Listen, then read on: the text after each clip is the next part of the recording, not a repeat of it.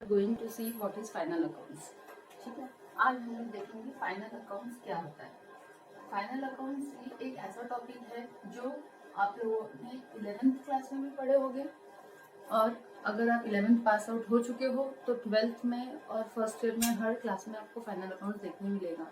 Now what is final account? देखो, final account होता क्या है। फाइनल अकाउंट जो होता है उसे ही हम लोग फाइनेंशियल स्टेटमेंट भी कहते हैं। यहाँ पे हम लोग तीनों जो पूरा साल होता है, पूरा ईयर होता है, वो पूरा ईयर का अकाउंटिंग स्टेटमेंट बनाते हैं। ठीक है, तो फाइनल अकाउंट में मेनली 3 अकाउंट बनाया जाता है। फर्स्ट अकाउंट को कहा जाता है ट्रेडिंग अकाउंट। पहला अकाउंट जो हमको फाइनल अकाउंट्स में बनाना पड़ता है to show your statement, financial statement, is trading account. Second is profit and loss account, and third is balance sheet. Balance sheet is not an account actually, balance sheet is a statement.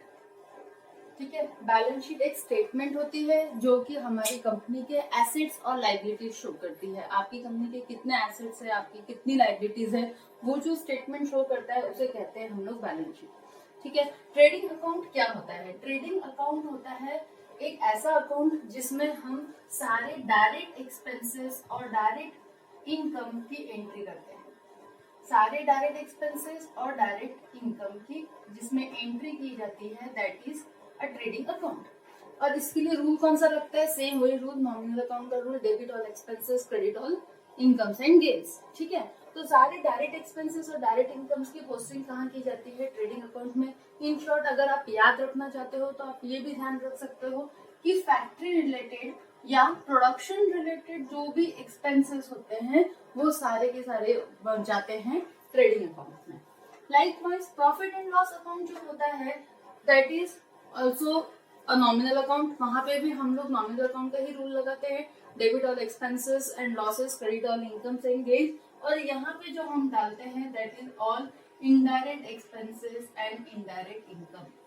यहाँ पे आप सारे indirect expenses और indirect income की posting करते हो।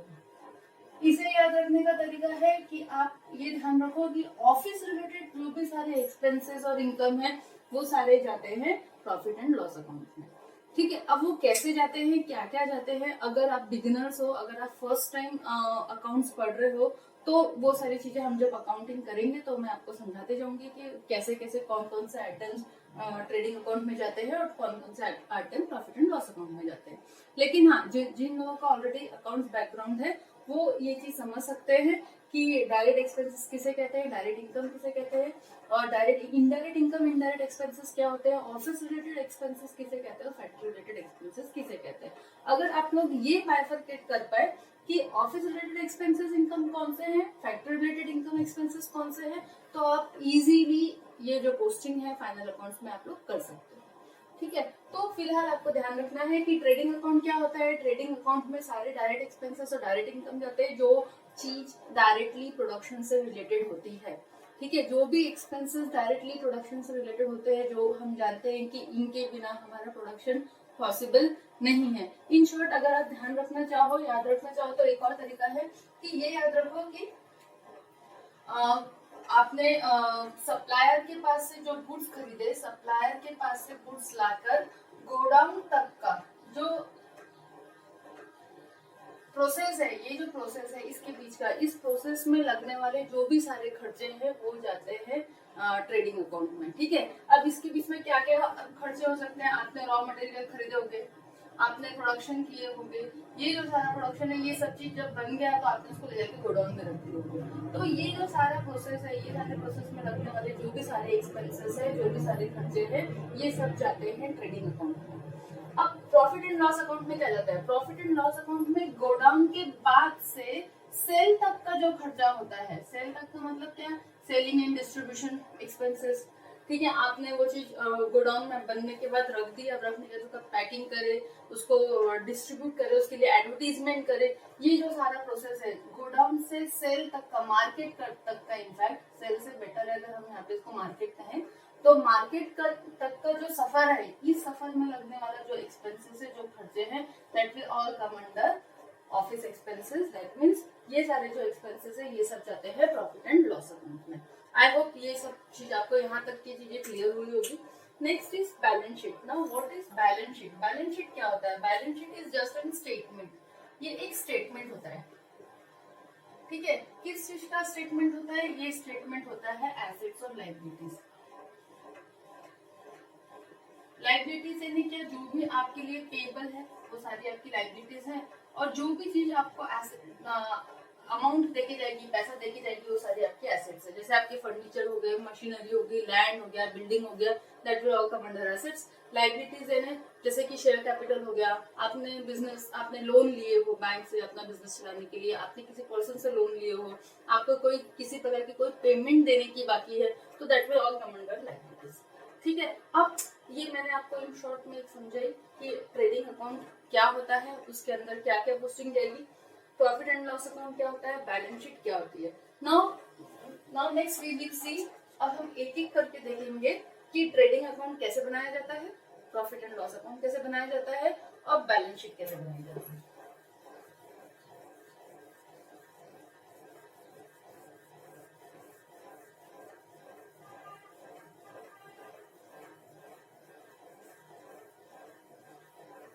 देखो, जब आप लोगों को एग्जाम में ये क्वेश्चन पूछा जाता है फाइनल अकाउंट्स का, तब ऐसा हो सकता है कि आपको पूरा फाइनल अकाउंट्स बनाने के लिए बोला जाए, मतलब जहां आपको ट्रेडिंग, प्रॉफिट एंड लॉस और बैलेंस शीट तीनों भी बनाने की जरूरत पड़े।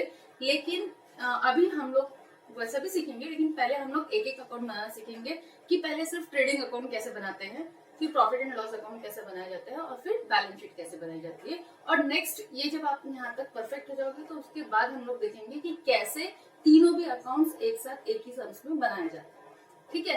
तो देखो, सबसे पहले बनाते हैं हम लोग ट्रेडिंग अकाउंट। ट्रेडिंग अकाउंट बनाने का आपको मैंने पहले भी बताई हूँ कि हम लोग जब अकाउंट्स करते हैं तो वहाँ पे हर एक टाइप के अकाउंट बनाने का एक पर्टिकुलर फॉर्मेट होता है, वो फॉर्मेट आपको फॉलो करना एकदम जरूरी होता है। सिंपल है, trading account, profit and loss account, ये जो सारे अकाउंट है ये सिर्फ टी फॉर्मेट में बनते हैं। टी फॉर्मेट कैसा होता है?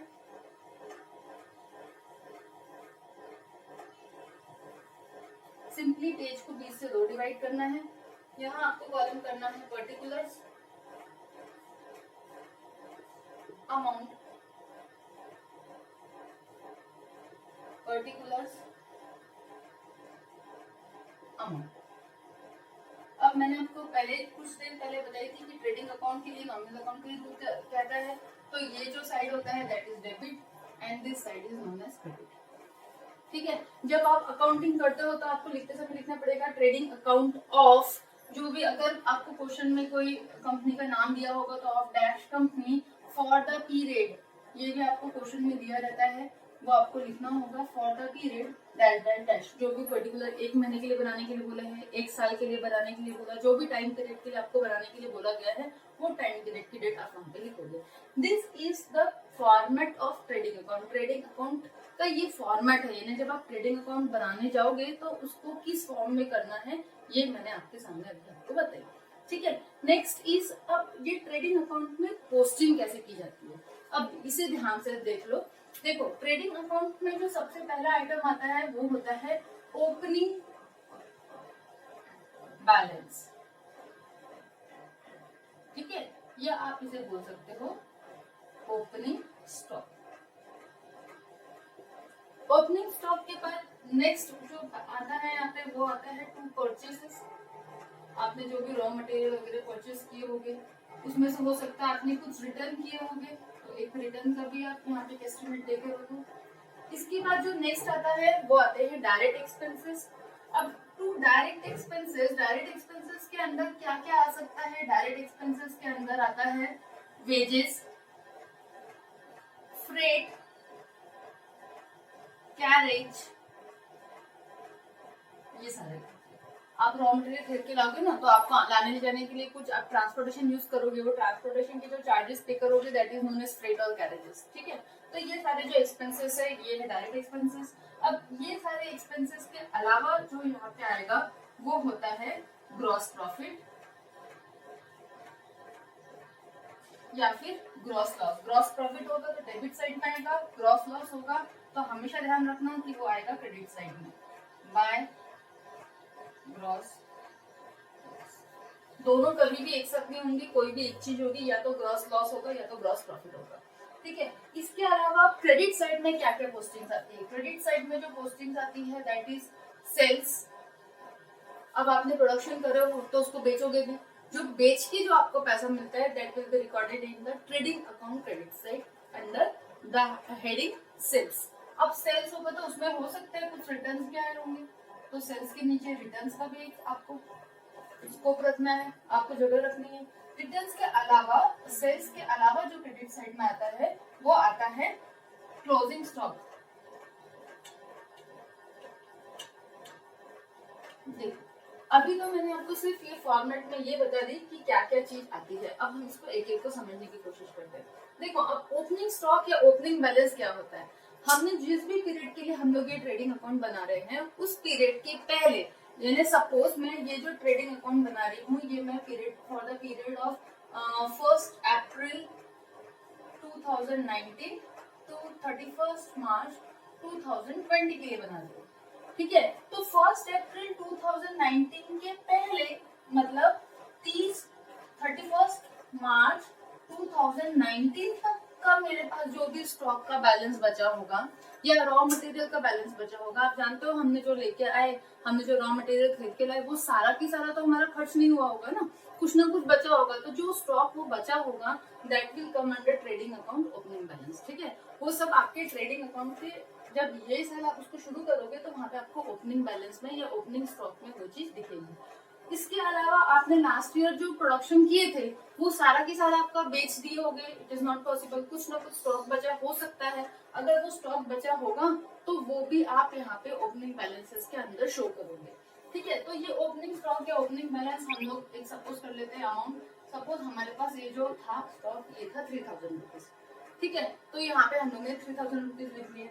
अब परचेसेस, अब ड्यूरिंग द ईयर आपने और कुछ रॉ मटेरियल खरीदे, तो आपका वो रॉ मटेरियल आपने सपोज खरीदे हो 10,000 का, उसमें से आपने कुछ 10,000 का रॉ मटेरियल खरीदे थे, लेकिन बाद में due to some reason maybe there may be some defect in the raw material whatever, तो आपने 1,000 रुपीज की रॉ मटेरियल वापस कर दिए। ऐसा नेट परचेसेस रॉ मटेरियल का आपने परचेस करे 9,000, वो हमने लिख दिया।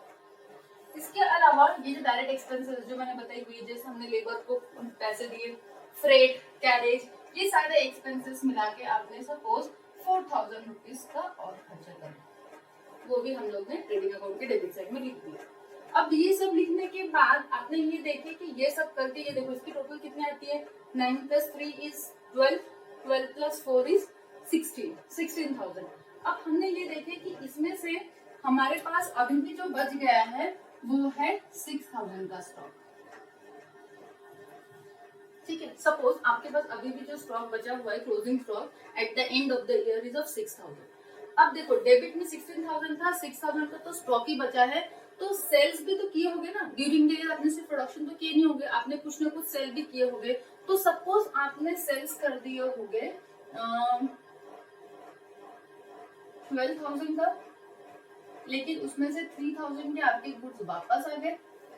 ठीक है, तो 3,000 में हम लोग सोचते हैं हमारे पास 1,000 के गुड्स वापस आ गए, तो अभी भी हमारे पास हमने सेल जो करे हैं नेट सेल्स वो आपका हो गया 11,000। ठीक है, अब आप देखोगे क्लोज करने का जो रूल होता है, ट्रेडिंग अकाउंट को जो क्लोज करने का रूल होता है वो सेम वही होता है जो हम लोग नॉर्मल कोई भी अकाउंट क्लोज करते हैं उसका होता है। यानी क्या होता है कि दोनों साइड जो आपका अकाउंट का बैलेंस है वो हमेशा सेम आना चाहिए, तो हमें उसे टैली करना पड़ता है। टैली कैसे करोगे, 11,000 का हमारा सेल्स दिख रहा है, 6,000 का स्टॉक है, 11 + 6 = 17, यहाँ पे आपका टोटल आ रहा है 17,000, यहाँ पे आपका टोटल कितना आ रहा था 16,000, यानी कितने का डिफरेंस आ रहा था, यहाँ पे हमारा डिफरेंस आ रहा था 1,000।